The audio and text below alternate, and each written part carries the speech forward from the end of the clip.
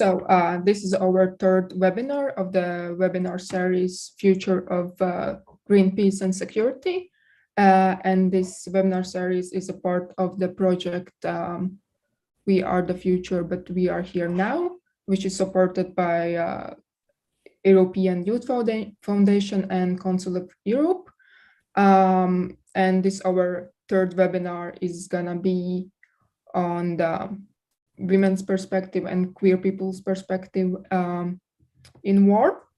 And if you don't know me, I am Pablo. I am a CDN project assistant, and I'm gonna moderate this webinar.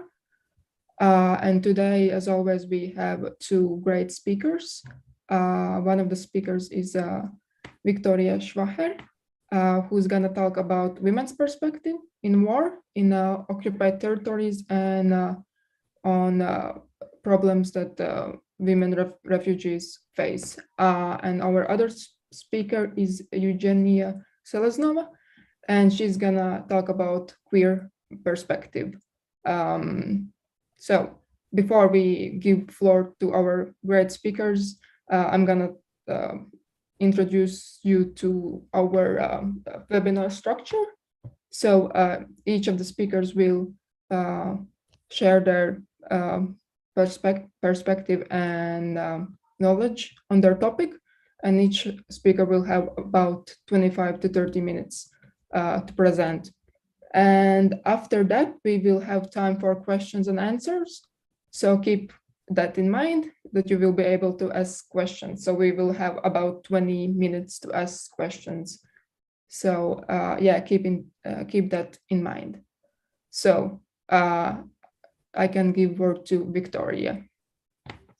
Yes, thank you very much. I will ask to share my presentation.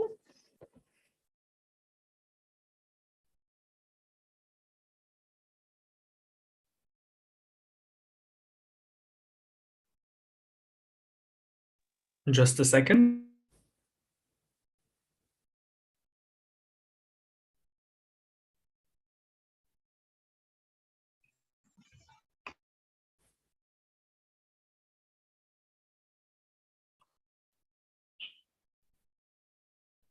And one more slide, there is one more slide at the beginning. Yes, thank you. All right, thank you everybody for joining us today. And as Pablo said, I will be talking about the perspective of women during the Russian war on Ukraine. I'm a firm believer that every war is extremely gendered, and even though war and militarism overall is perceived as something strictly for males only and strictly patriarchal, women usually are the ones who are carrying the most responsibilities during the war and are the ones who are struggling the most during the war times. And of course, the story of every woman is different during these times, but I wanted to cover as many stories as possible. So I divided these experiences in four most common categories where Ukrainian women belong right now. So I will be covering women who flee the war as refugees, women who joined the armed forces of Ukraine, women who happened to be on the occupied territories, and women who got involved into volunteering sphere. So we will be starting with refugees. We can move on to the first slide.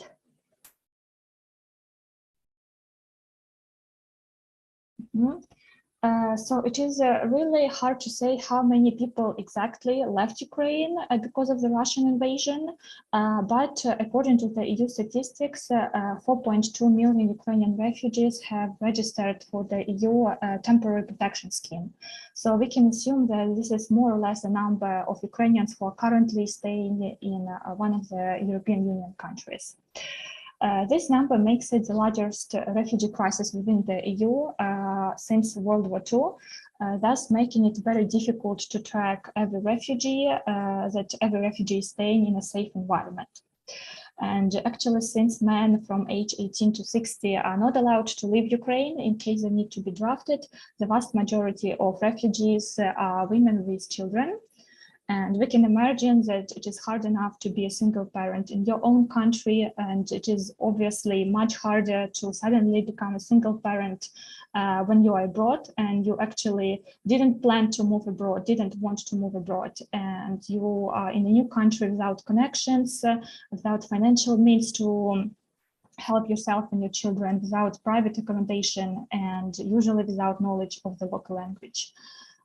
Such vulnerability of Ukrainian women attracts human traffickers, and the highest risk of being trafficked is either right after you cross the border, when strangers offer rights to refugees, or in countries where the prostitution is legal, for example, in Germany. It is a terrible reality, but unfortunately not a surprising one.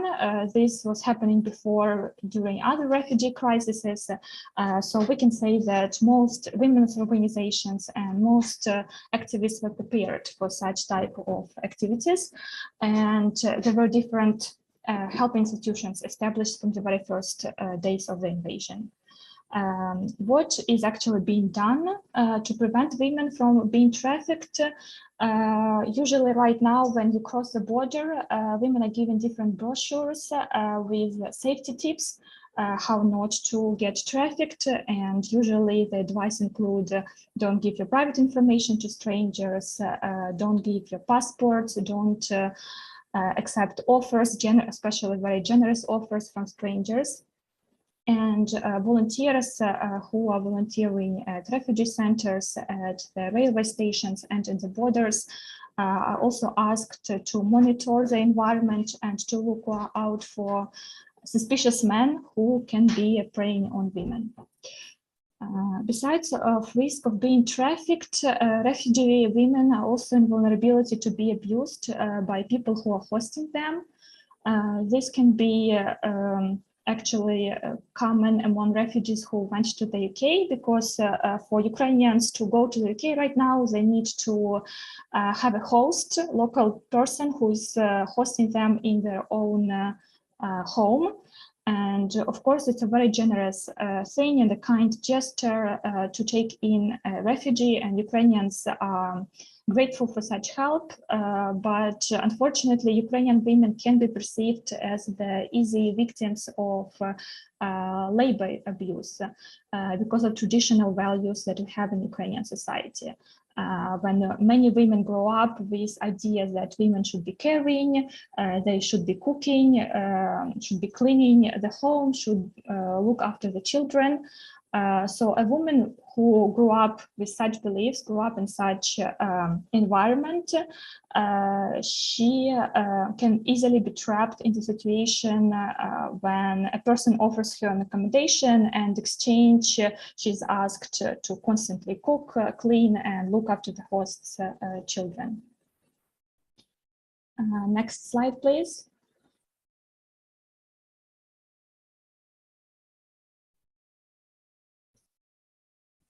And to moving on, of course, not all women decided to leave Ukraine, and many not only stayed in the country, but also joined the army, especially if they had any kind of prior military experience, or if they are nurses or doctors. And currently there are 50,000 women serving in the armed forces of Ukraine, both in combat and non-combat roles. And this is the highest number of women compared to the armies of any other NATO country. But taking that Ukrainian army is big by itself, 50,000 women is around 10% of the current army personnel in Ukraine, which makes it almost on the same level as other NATO armies. This number actually significantly grew after the full-scale invasion, as before this February there were around 35,000 women serving in the army. And since February, many women also broke the glass ceiling within the army, because previously it was seen as the sphere where only men are working and only men can achieve some high results. So some of the many examples how women are represented in the Ukrainian army right now is Inna Deruzova, who became the first woman to unfortunately be posthumously awarded the highest national award of Ukraine, the Hero of Ukraine. She was a military medic who was saving lives of Ukrainian soldiers. And also during the invasion, we have Lyubov Plaksuk, who became the first woman to command an artillery division of the Ukrainian army. Of course, women in the army can face some sorts of discrimination or even, let's say, like invisible discrimination when it's just something that wasn't thought of before.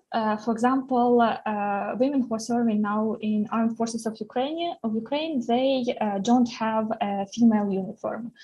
And it is a very big need for a special uniform for women. It is not only a question of the comfort, it is usually a question of the safety and of survival, because when you have a uniform that fits you well, it helps you to move faster, it helps you to move easily. And our government, unfortunately, doesn't provide women with the uniforms as NATO does to their personnel. And it's a question to volunteers only right now. So we have some Ukrainian clothing brands who, since the start of the full-scale invasion, changed their main area of work. And besides working as a business and selling their clothes, they also are sewing a special uniform according to NATO examples that will fit women, and then they provide women who serve in the army for free with that uniform. There is also a question of personal care and personal hygiene items during menstrual cycles that also are not really provided to women, and usually they have to buy it by themselves or also rely on volunteers who provide all kinds of necessary items to soldiers. I would also like to highlight here the Invisible Battalion, which is a Ukrainian advocacy campaign, a social research group, and a civil rights project for gender equality in the armed forces of Ukraine. They are functioning since 2014 when Russia invaded Ukraine, and I shared here the website where they talk about the work they do, the projects that they do, and they also have a documentary about women who were serving in the armed forces of Ukraine from the beginning of the war in Donbass from 2014. So I left a link here. You can explore their projects and watch the documentary later if you are interested. Next slide, please.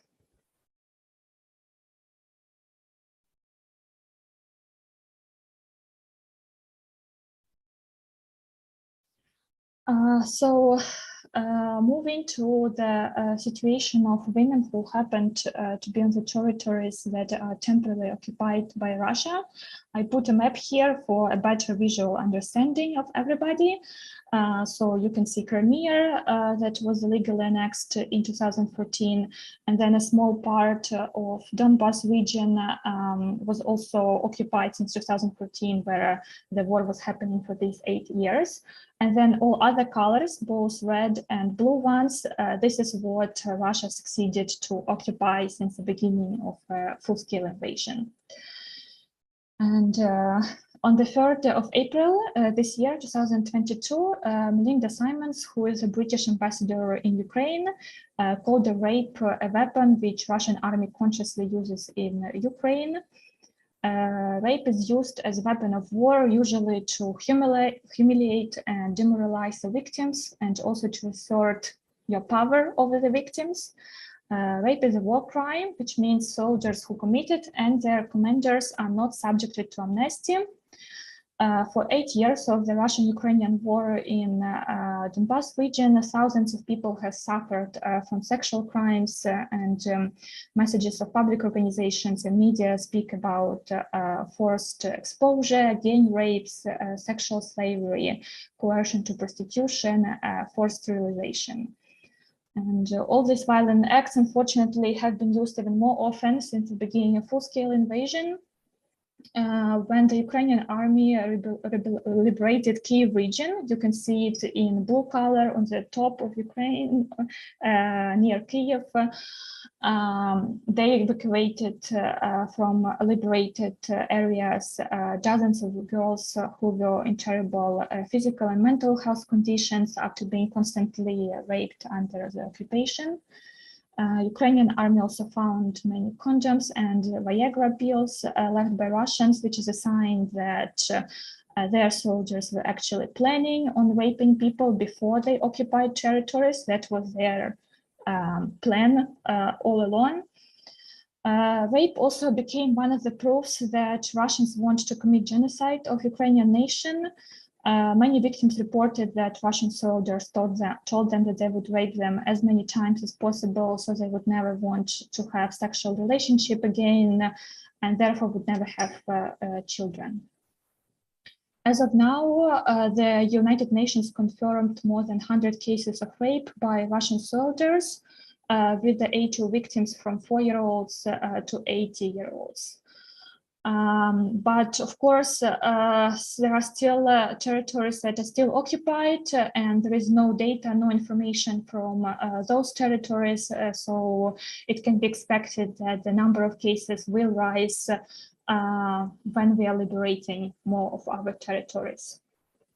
When the atrocities committed in Kyiv region were discovered, it was a huge shock both for Ukrainians and for many foreigners, and people really wanted to help the survivors. And this is how a foundation, Silny, which is the mini Strong in Ukrainian, was founded by a group of Ukrainian activists. So this is a fund that works solely thanks to people's donations, and their main goal is to encourage survivors of rape to report these war crimes. They help survivors with psychological support. They also cover their medical bills because many rape survivors need physical recovery and not only psychological one.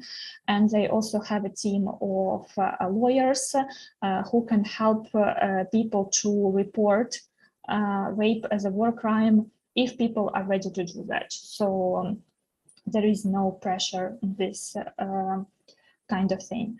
I also left the link to their website here. They have an English version of their website where they talk about their work more, and you can learn more about their work. Let's move to the next slide.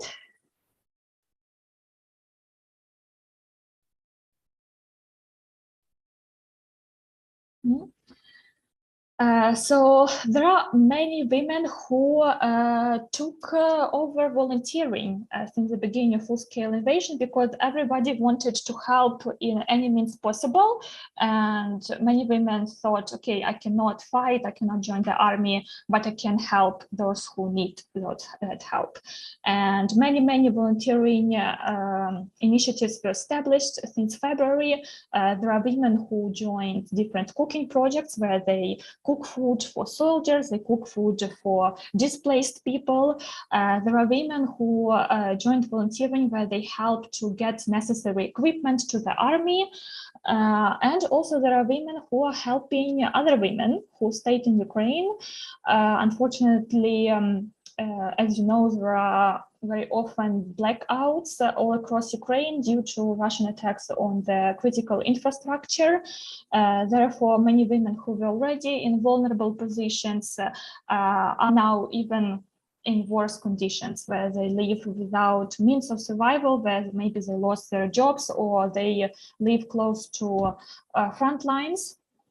And I wanted to highlight here one organization because I know their work. I was personally involved in the work they do. It's called March Zhinok, which in Ukrainian means the March of Women. And before the full-scale invasion, they were working primarily with domestic violence within Ukraine, and then they switched their focus, and now they're helping women in need who are in Ukraine. They opened shelters for displaced women in western parts of Ukraine, which is close to the Polish border, and they also pack and deliver to women in Ukraine whatever they need. It can be food, medicines, maybe some toys for kids, supplies for school supplies for children. They also provide psychological and legal support. They have different anonymous chats where women can write to them and they will help. And this initiative is solely also run by volunteers, and it's more like a project by women for women. So many women who are in more or less safe situation, they join this initiative and they either come and help with packing these deliveries, or they're the ones buying these products before shipping them. Next slide, please.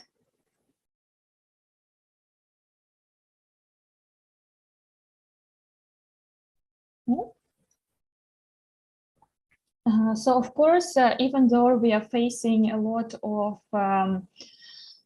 problems and uncertainties and violence from the side of Russia and Russian army, our eternal problems did not disappear, and Ukraine, as any other country, has cases of domestic violence.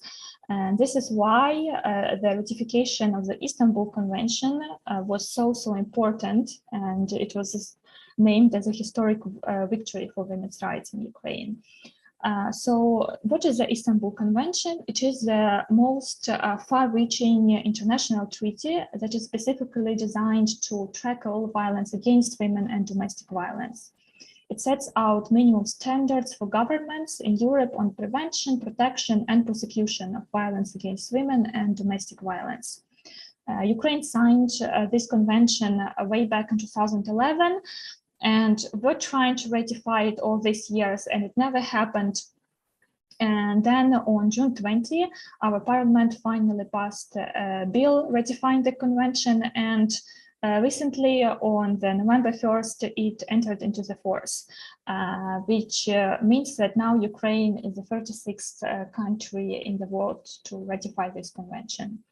There was a lot of speculation that Ukraine ratified it to become a candidate to join the EU, which for me sounds a bit like underestimating the activism work that Ukrainian women were doing all these years, because this was the issue that was constantly being raised in our society for all these 11 years. For example, every year on 8th of March, we have rallies all across the country demanding the ratification. I put here a picture from our last year's march in Kyiv, where people were coming with posters and with the main demand to ratify the convention. All these years there was a lot of work in media and activism work to dismantle the myth around this convention and to show to civilians that it is really a needed document for all of us. And it will not ruin our family values, our traditional values, but it will only help us to become stronger, to help our women, to protect our women, and yes, to bring us closer to the European Union, which Ukraine have wanted to join for a long time now, as women's rights is an important value for the EU and therefore a very important value for us too. So how it actually works, we have a petition website in Ukraine where you can register any idea you have. And then once it reaches 25,000 signatures, this idea is passed to the president and then to the parliament, and they have to vote on this law to pass it or not to pass it. So we have gathered this needed amount of signatures 3 times in the recent years, and it wasn't passed in the parliament. But even amongst war, we still raised this needed amount of signatures, which means that population cares. People care about women's rights even during the war. They wanted to protect women, especially after all those atrocities and rape cases on occupied territories were discovered. So now when we ratify this convention, it can equip our Ukrainian authorities to deal with these atrocities and serve to reassure the survivors and give them confidence that justice will prevail. Next slide.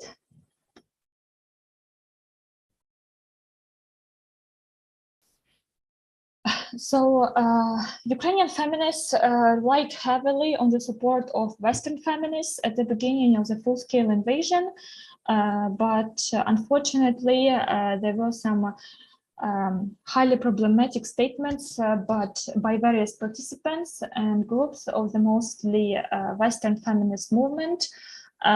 It turned out that not everybody understands that Ukrainians are fighting for self-determination, Ukrainians are fighting against imperialism. This is not the war that we wanted, this is not the war that we were actively seeking out, and we are not actively participating in it, but we are rather defending ourselves and defending our territories, defending other people.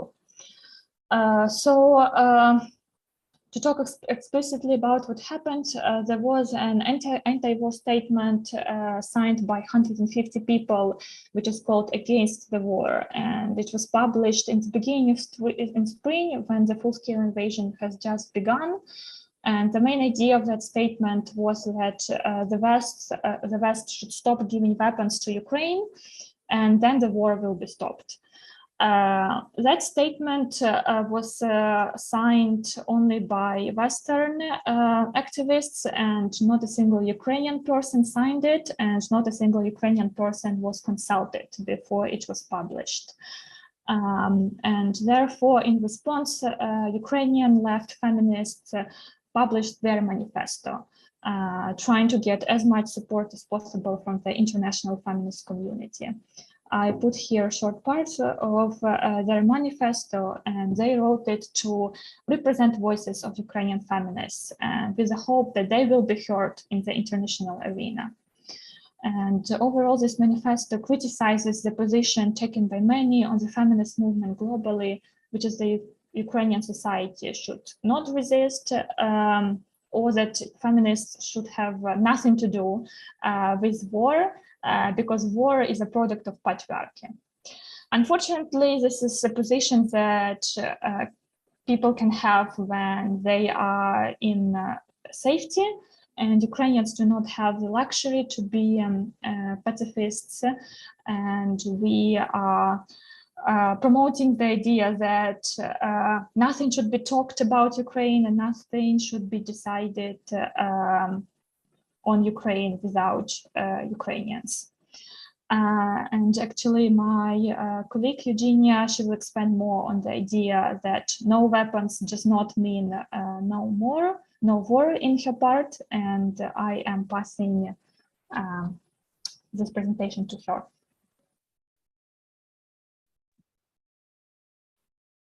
Thank you, Viktoriia. It was nice and interesting for me to listen to you.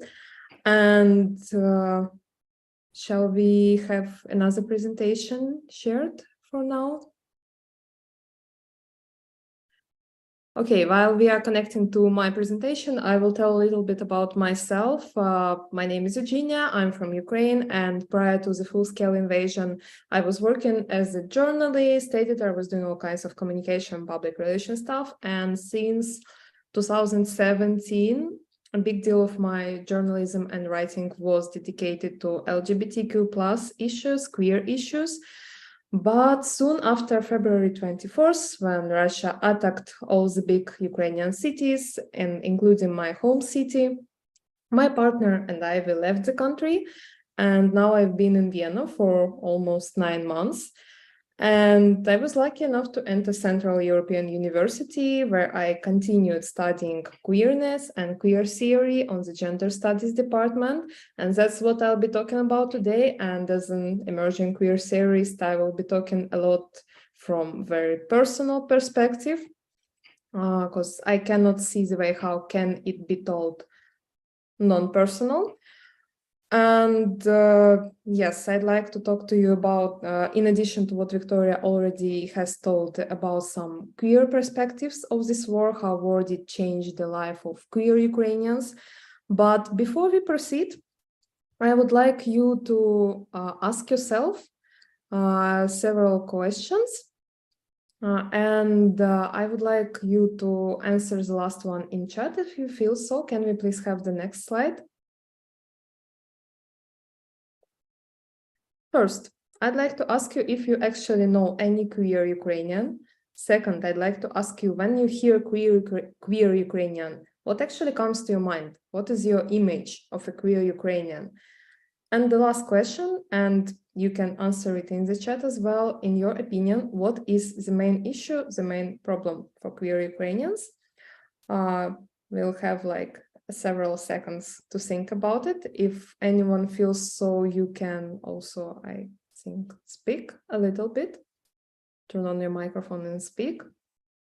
If not, we will be reading your answers in the chat. I will be doing this 2 times again during this presentation. And for now, I think we can have the next slide, which is my answer to the last question. What is the biggest issue of queer Ukrainians? The biggest issue of queer Ukrainians for now is the same as for heterosexual, heteronormative people.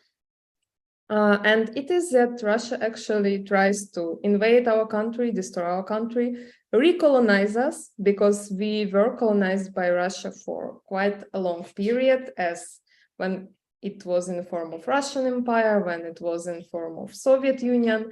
And even after Soviet Union fell, this colonial, post-colonial axis of relationships still were present, and now we are seeing these attempts of recolonization, and of course they influence a lot life of queer people, queer Ukrainians.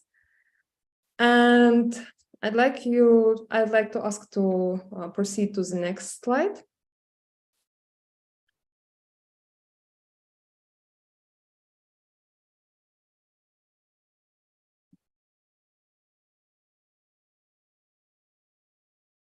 Is it working?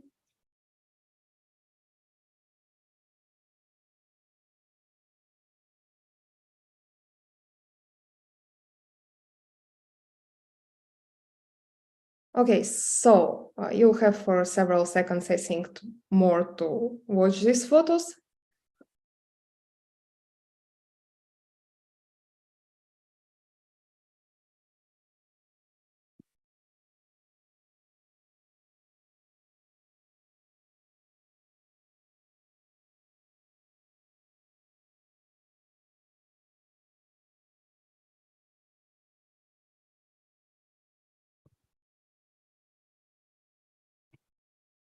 Yes, and if you can we try the next one? So my aim, and that's why I put this lovely stereotype map, was actually to try and bring the message that there is very oftenly assumed perception that Western Europe is more like queer-friendly place, and then Eastern Europe, post-Soviet Union, is like less queer-friendly, and that it's all homophobic. And there are some reasons for it. It is true on some level, at least on level of sexual politics, but I'd like to bring you the message that Ukrainian queers are actually as bright and as queer as Dutch, Danish, German, or Swedish queers, whatever, same imaginative, same diverse, same subjective. And for now, only real difference is that for some freaky reasons, Russian government, with support of, unfortunately, majority of its population, wants to kill them, wants to kill us, not only as Ukrainians, but particularly as queers. And can we switch to the next slide? So before we proceed, I tell you a little bit about current sexual politics in Ukraine, because I think it's not that obvious. Which is the situation for now? Situation shows that same-sex relationships were decriminalized since 1991, soon after Soviet Union fell, and before it they were criminalized, like in the whole Soviet Union. LGBTQI marriages for now are banned constitutionally. And in our constitution, it says that marriage is a union between a man and a woman. Civil partnerships for now are not legal. There were rumors they would be legalized by 2023 prior to the full-scale invasion. Change in gender is legal. It requires undergoing a medical commission. Before 2016, it was actually quite harsh. People had to spend like at least several weeks in a psychiatric hospital to get this commission report that they can be subjected to change in gender, to gender-affirming surgeries, etc. And now it was kind of loosened, and for now you don't have to spend several weeks in hospital. Next slide.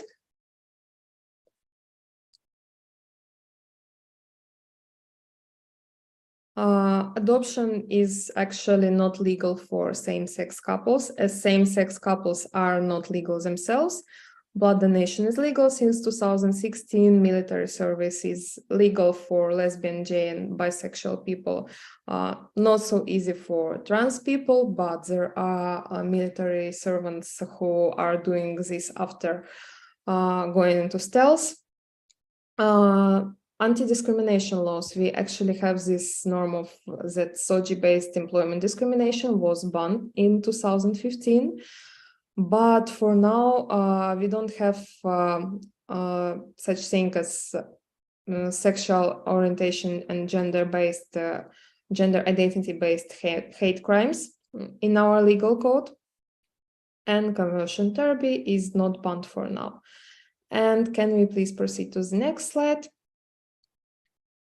What actually Russia has to do with it? You can see this couple of males, one of which is a Russian president, and another is like the head of the whole Russian Orthodox Church, Patriarch Kirill. And soon after the full-scale invasion started, he gave a long emotional speech that the actual reason of the war is that some Western forces, world government is trying to destroy Donbass. By Donbass, he means east of Ukraine, which was occupied since 2014.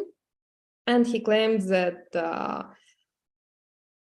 this world government was requesting people of Donbass to hold a gay parade, and they were resisting.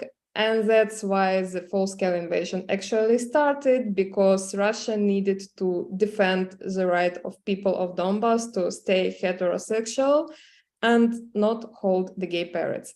If it sounds kind of absurd to you, that's actually how Russian propaganda is built, and that's actually like the discourse they are trying to put Ukrainians into. And Russia actually builds its politics a lot around patriarchy, homophobia, and at the same time around kind of recollecting lands, around the idea of bringing back the Soviet Union and its borders. And altogether it comes into such a discourse that there is West, there is NATO with its gays and gay parades, and there is Russia, which brings patriarchy back to lands that are allegedly colonized by NATO. And there were lots, like one of their requests for Ukraine was not ever to enter NATO, which we refused, and for a reason, as you can see.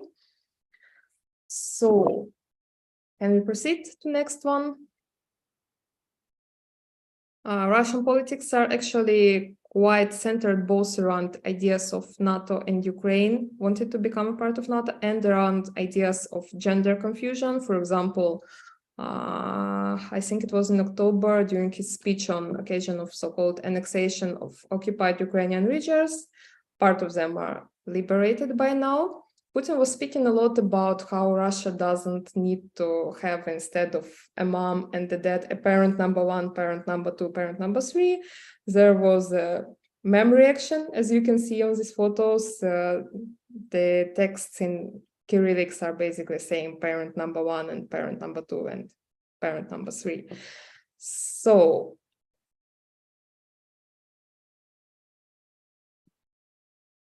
but like this would not be actually so harsh if Russia wasn't kind of exporting its homophobic politics outside itself. And can we switch to the next slide? Like, for example, there are two major anti-LGBT initiatives in Russia. First, 9 years ago, in 2013, there was installed a so-called ban on propaganda of homosexuality among underaged.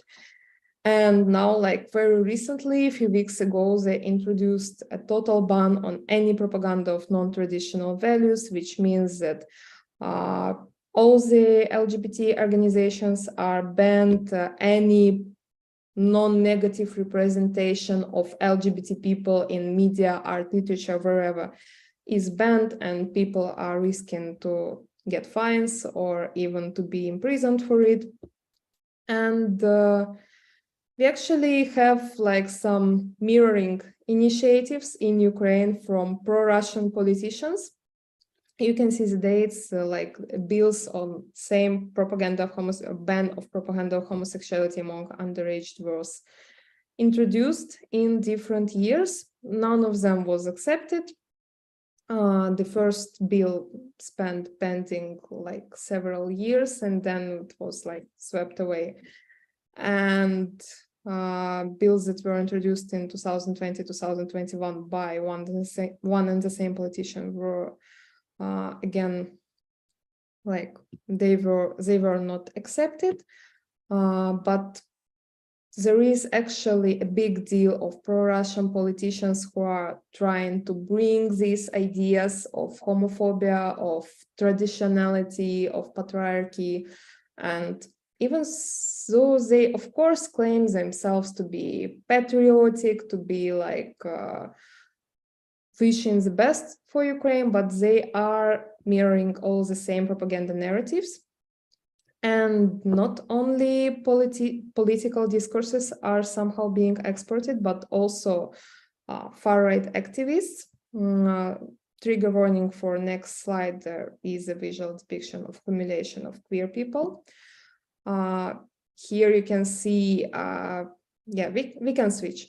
We can switch now. Here you can see on the previous slide, you could see far-right activist called Maxim Marcinkiewicz, who was also known under the nickname of Tesak, and he was persecuting gay people in Russia. Then he came to Ukraine for some time. And people who you see on this slide are Ukrainian far-right group called Tradition and Order, and they are allegedly connected to Russia, and they're allegedly financed by Russia. And they were also claimed to have connections with this far-right activist, Maxim Marcinkiewicz. And these are people who are who are attacking LGBTQI people, who are attacking community centers, who are attacking events, and like all they can to make life of LGBTQI people worse. And also, as you can see, they are opposing ideas of integration to European Union. And in our realities, actually opposing integration to European Union means most probably being into closer connection to Russia, because I cannot really see the way how such a big country, like being between European Union and between such a big patriarchal imperialist state as Russia, can stay like completely neutral and not influenced by any of them. I don't think it ever happens. And before we go next, we can go to the next slide. I'll ask you to think just for yourself, what does actually having a citizenship of your country mean for you? This question may sound to you a bit distracted, but I hope you understand with my next slides why am I asking you about this. we can proceed now. Well, what has actually the full-scale invasion changed for queers? Reminder why we are calling it full-scale, because we were having war since 2014, when a big part of Ukrainian territory was occupied by Russia, and it was in some sort of frozen state. But now that the whole country is attacked, we are having this full-scale invasion. And the situation in which queer people actually found themselves, as well as all the other people, that they are object to aggression, object to attacks because of being Ukrainians. And that's actually what we call genocide. That, like, in a normal situation, you can think of citizenship in terms of paying taxes or being eligible for some help from your state. But in our situation, there is the fact that just for our citizenship, just for being Ukrainians, we are attacked by another country which actually wants to kill us. So what has full-scale invasion changed for queer people? First, very soon, there came a realization that LGBTQI plus marriages are no longer something whimsical. It's not about the discourses. It's not about whether you actually support the idea of marriage or not. It's about some very simple things, like being able to bury your partner in case they are being killed in an attack or on a battlefield. It's about getting, again, some state compensations. For example, we'll talk about it a bit later. And it came out that, like, at least civil partnerships or LGBTQI marriages are more actual than ever. Then huge problems were faced by transgender people. First of all, because in Ukraine there are now shortages of many medications. Many people experience troubles with keeping access to their HRT, to getting their hormones in time. Then, because men were banned from leaving the country, actually men aged from 18 to 60 years, they were restricted from leaving the country. Of course, it became a huge problem for transgender people, like, who haven't yet changed their documents legally, whose gender expression does not fit what their documents say, and again, it became a huge problem. Then, of course, getting in Russian occupation is a deadly treat for a queer person, just as well as for any other person, but for queers it's especially dangerous because of, again, ideas of Ukraine phobia and West phobia and Russian gay phobia, homophobia is very deeply intertwined into each other in Russian politics. And queers get especially vulnerable in occupied cities. Then people who go abroad, again, it's not that easy because of some troubles with the document, but also because going abroad is not easy at all, especially when you do not plan it. And like, I've heard sometimes that it must be easier now for queer people, like somewhere in the West, where they can finally marry, where they can be not afraid to meet some homophobes, but then they have these problems of finding jobs, finding accommodations, of actually financing themselves somehow, surviving somehow, but now not as queer people, as Ukrainians.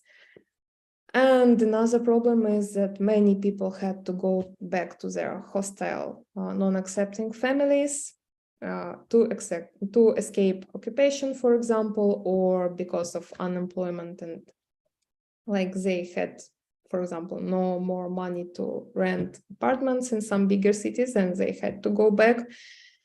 And there's a huge problem. And just a few days ago, there was published this big detailed report in English by LGBT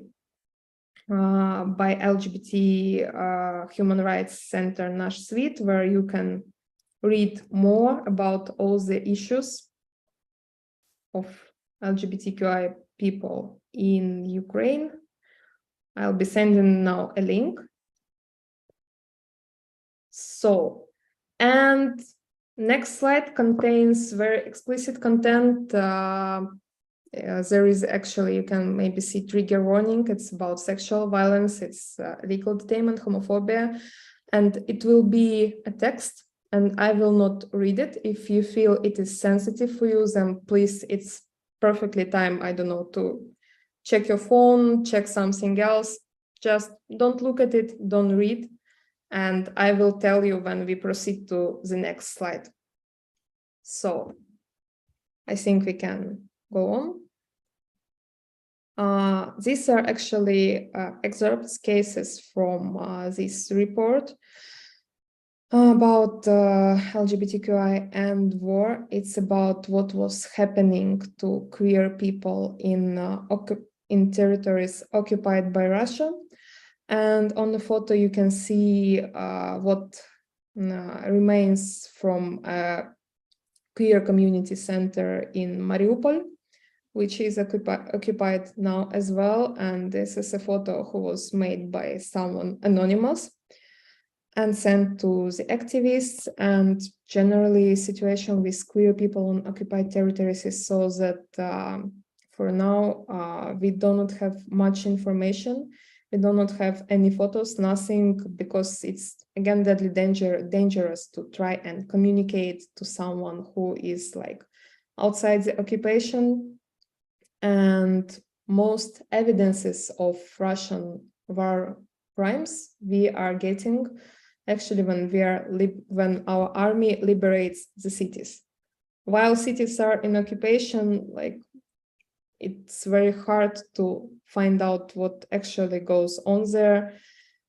And people, like, what people experience in their everyday life is that anytime they want to go outside their houses, they have to clean completely their phones, because if a Russian patrol stops you and they discover something pro-Ukrainian on your phone, or if they discover something that discloses you as a queer person on your mobile phone, then it can end very bad for you.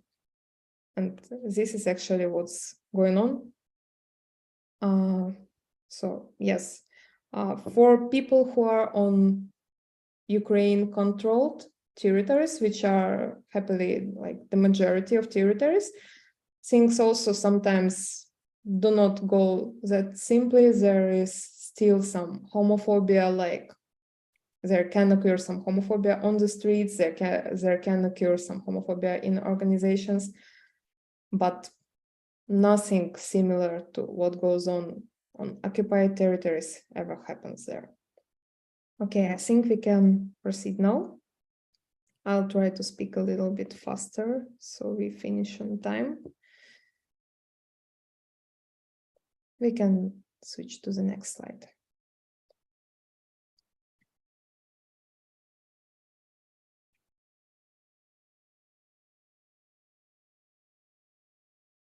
Well, next question is, will the attitudes towards LGBTQI people actually change because of the war?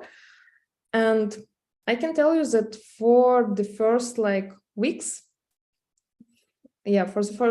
when there was such a great unity among the people and everyone felt so united and so valuable, because if they want to destroy us, we need to be together, to come together. And there was a lot of hope that things will change very quickly now. And also Ukraine was granted European Union candidate status, which also felt like we've been waiting for it for so long, and maybe things will change very soon now. But again, it doesn't come all that simple. There was this petition for LGBTQI plus marriages legalization. We have actually a mechanism that we have a special website where everyone can post a petition to the president. And once this petition gains 25,000 signatures, then president should obviously answer to this petition somehow. And such petition was made for gay marriage legalization. It was very simple, saying like, in this time, people can die any moment, and queer people should have the same rights to be with those they love and to be married legally.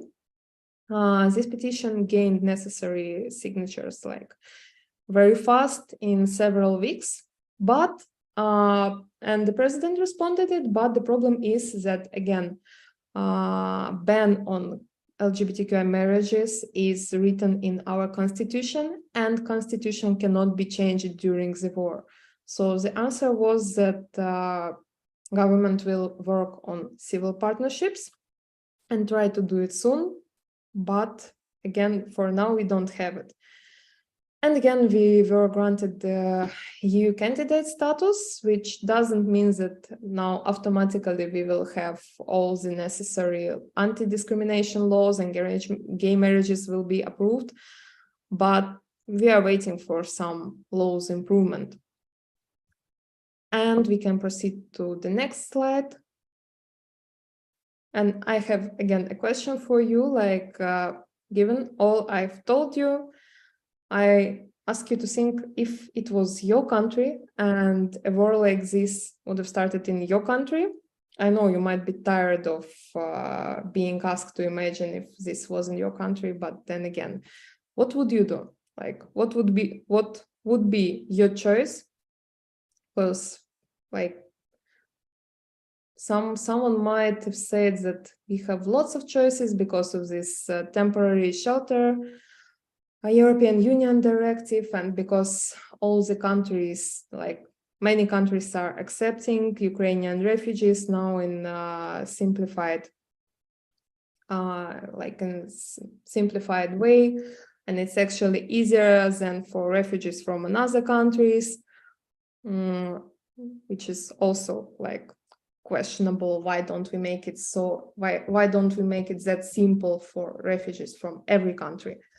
Yeah, but not everyone, of course, chooses to leave, and majority of people stay, and queer people are included in this majority. And it's actually like, I'm questioning myself, how would, like, I'm those who fled the war, and I'm questioning myself, like, how does it feel to stay in a country which is at war and which was not, was not always so accepting of you and of your sexuality and of your choices. But maybe after all, we can have like a better community which would be more accepting to its members. And I think we can proceed to the next slide. Like, we have this whole Ukrainian LGBTQI+ military organization. You can check their Instagram with the QR code and with their nickname, which was founded in 2018 when war was already going on for like 4 years. And of now, it maintains 3 online groups with around 200 participants. There are separate groups for gay men, which is, I think, the biggest now, and a group for lesbian and bisexual women, and a group for transgender military servants. And they help fundraising for the army. And that's like many activist groups and organizations also have switched their focus to fundraising for the army, no matter for soldiers of which sexual orientation or gender identity, because really it doesn't matter that much now. It matters most like if we can defend ourselves, how long and which cities can resist invasion. Because as I said before, like, not so good things can happen inside of Ukraine, but once a city falls under Russian occupation, then it's completely different and it's much, much worse. We can proceed to next slide. There are now, again, because same-sex marriages are not legalized, there are cases when people like make so-called marriages of convenience or fictitious marriages. The woman on the photo is called Leda Kosmachevska, and she announced on her Facebook that she is marrying her gay friend who actually has a partner, and she also has a heterosexual partner, but she's marrying him so that if he gets killed on the battlefield, then she will help his partner to receive the monetary compensation from the state, which he cannot receive now as his partner. And she will help to organize the funeral and like give all the support. By the way, there is another problem with gay marriages not being legal, is that we have mobilization and people can be called like to the front, but legal spouses of those who have already been mobilized are not getting mobilized. Like only one person in a couple is about to be called like to actually fight. But again, it doesn't work for queer couples. And I think we can proceed. Well, my last thesis and what I'm thinking about a lot is that Ukraine is actually getting a queer country because experiences of being Ukrainian and experiences of being queer are very, very similar. Like we have the same patriarchal colonizers which would love to erase us, erase our identities, make us normal as they understand it. And we could agree, like we could refuse our language, we could refuse our identity, we could agree to be what they want to see us, like Russian speaking, being friendly to Russia, like accepting ourselves as kind of their satellite. But we don't, and we will not. And it reminds me a lot about all the queer struggles. And while this is going on, like there are still debates if we actually should be supported by some like third countries, third politicians. And especially queer is an experience of a displaced Ukrainian, because displaced Ukrainians are immediately getting minoritized and heavily governed. Like, yes, we can go, for example, to European Union and obtain this temporary shelter, but then in every country there are different restrictions, for example, on access to labor market. And it's not as free as it could be in our own country, like we have to obtain different permissions just simply to get the job. And in response to this statement that Ukraine is a queer country, my takeaway question, we can switch to the next slide, is who is actually failing the failed states? Because you might know that there are these concepts of failed states, fragile states, and there have been a lot of talks about like how Ukraine is a failed state or a fragile state. But to me, it reminds me again how soon after the Stonewall riots in 1969, there was coined the term homophobia, which for the first time was assuming that the problem with gay people mental health is not about actually gay people mental health, but it's about those who oppress them. That it's not just gay people who are anxious, depressed, nervous, it's homophobes who are making them so. And the same I'd like to think about, like, who is actually failing the failed states, who makes them fragile. And I think we all know now the answer in case of Ukraine. And my very last points, we can proceed to the next slide. First, being peaceful is a great, great privilege. And you cannot tell an underprivileged person that they should just act as privileged one. Like Ukrainians hear it all the time that we are too hateful, that we are too aggressive, that like why do you hate Russians? Not all Russians are bad, but sorry, it's a privilege not to be like this. It's a privilege to be equally friendly to everyone, equally peaceful. It means that you have enough resources not to worry about your well-being. And again, it doesn't work for everyone. And then we have like, I actually emphasize it in the end because I know that this webinar is about peace building. And for me, it's important to tell the difference that you can only build peace once you have successfully defended yourself and once the war is over, because you cannot build peace on the ground where someone else is building their war. And having peace and having non-war is not the same. We were actually having like kind of non-war for 8 years when we knew that some of our lands are occupied, but right now like there are some fights somewhere far in the east of Ukraine, and like in other cities nothing's going on.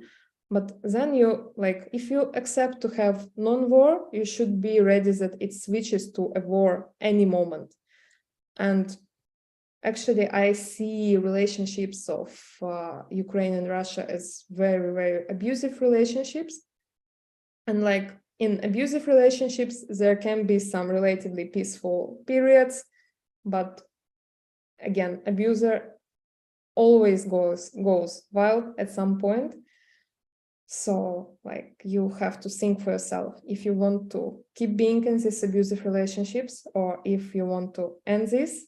And we are trying to end them now. And of course, we are very grateful for support of our friends and partners from other countries who understand this. And of course, we'd like to ask you to keep standing for us because it's far from being over. I think I'm done now. Thank you very much for listening. And if you have any questions, comments, well, I would be happy to try to answer them. Yeah, thank you very much, Viktoriia and Eugenia, for your insightful presentations and also sharing your knowledge and stories. And yeah, we're going to be able to share these presentations and resources with audience members after the webinar. So I'm now opening floor to the questions. So if you have any questions, you can write in the chat, or you can also raise hand. And if you want to be featured in YouTube recording, you can also ask the question yourself. Yeah, Yanni, you can ask, please. Second. Okay, great. I think I will be commenting because you asked for questions and comments. The question about citizenship was actually pretty interesting because at some extent I am also in this dilemma of either I should switch to German citizenship or keep the Latvian citizenship. I currently live in Germany as it's my kind of protest to say that I am not moving back to Latvia and having a professional career there because I want the government to first accept the partnership law and then I can think of moving back.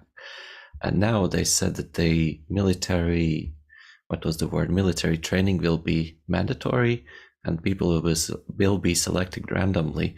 And so now I'm in this dilemma if I want to be forcefully drafted back to country that I am protesting to accept the partnership law, or do I change my citizenship to German?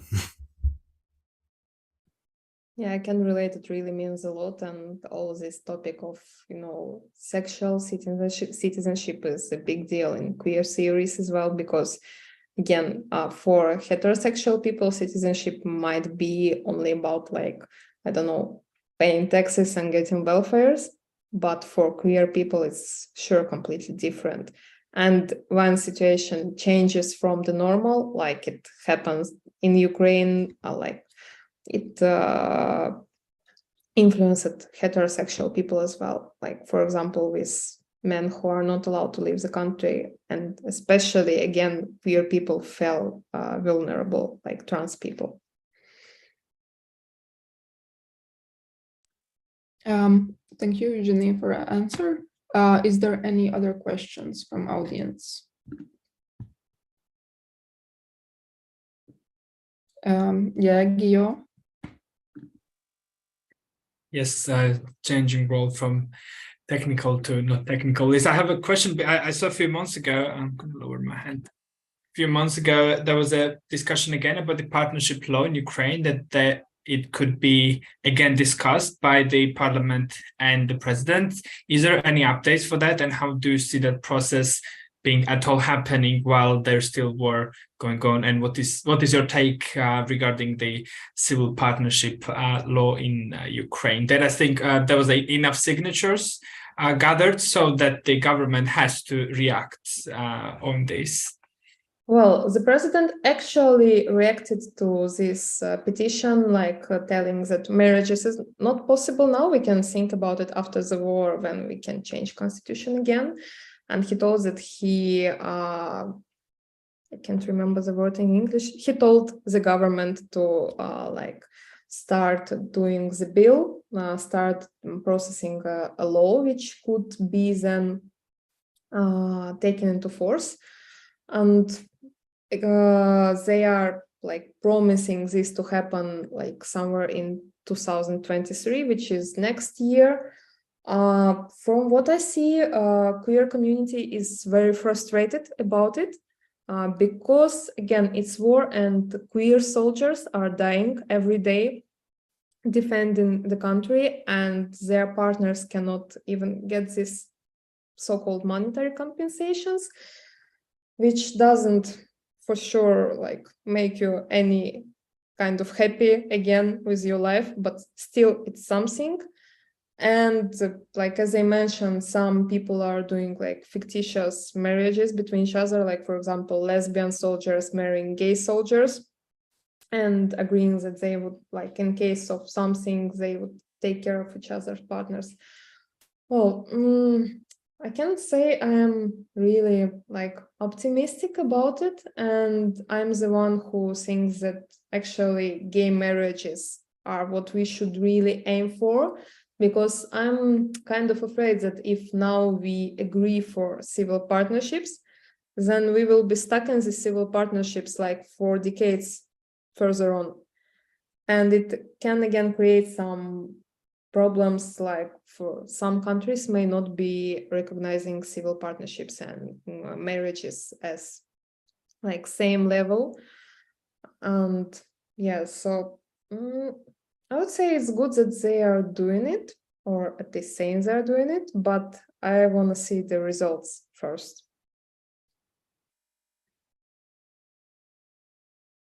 Thanks a lot. Is there any other questions from audience? If you don't want to talk, you can freely write in the chat and I can read out loud. Yeah, maybe I can ask something regarding women in Ukraine and queer people in Ukraine, how maybe people outside Ukraine could help women and queer community. So I can start with this question. Actually, the website that I shared during my presentation, these foundations, they aren't only helping women right now, they are also accepting donations. They have websites in English, so you can read about their work. There are different projects being implemented, and they're also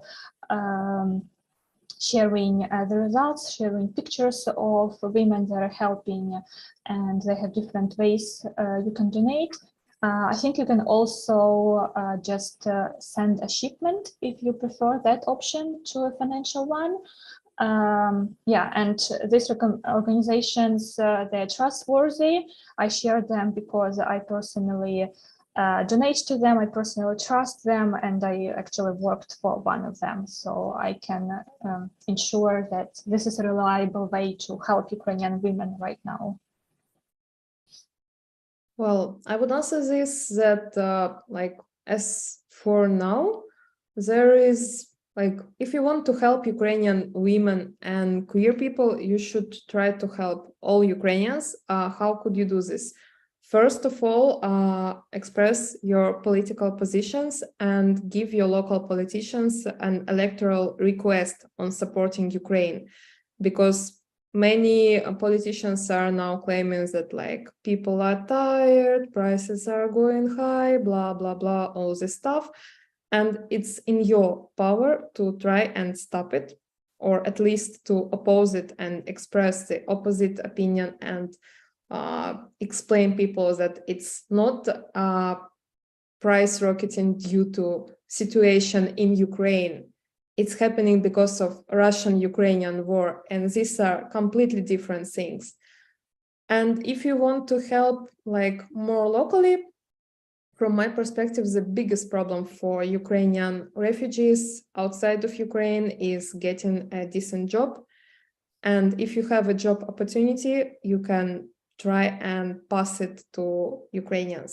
There are, for now, there are many like shelters, community centers, and because like prior to the full-scale invasions, many Ukrainians already were in Europe, like many of them became centers of these voluntary and community centers. Like you can find connections with them, and actually helping with job is the biggest help that you could give people who are outside of Ukraine.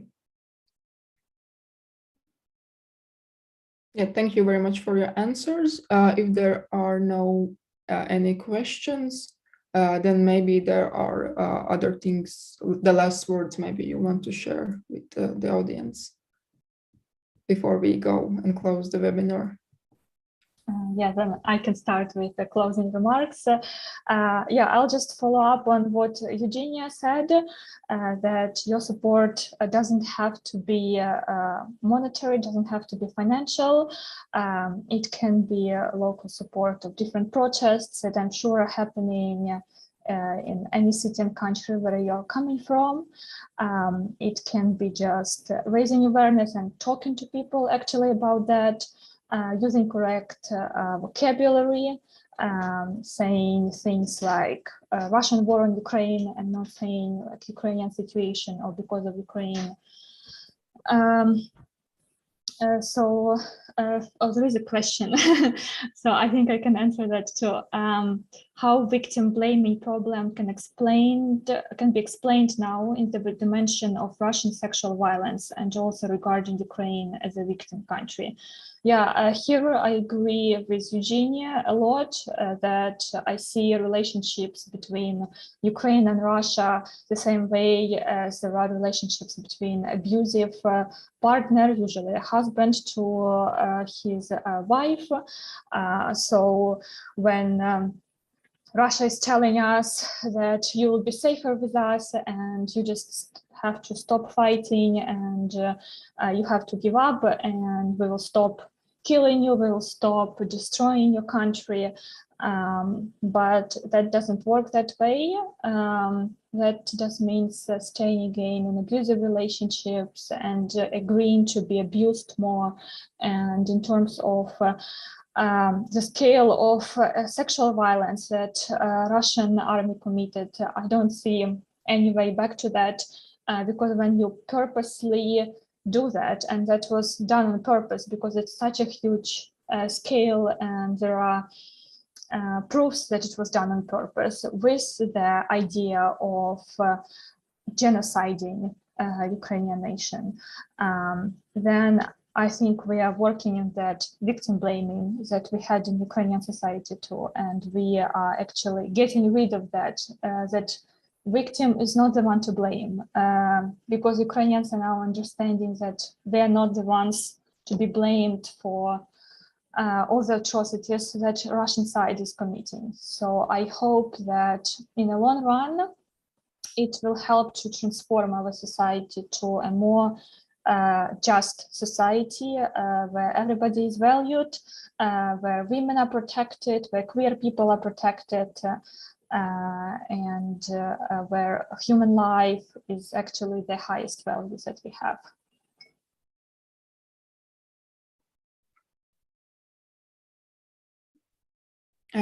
Yes, thank you very much for your answer.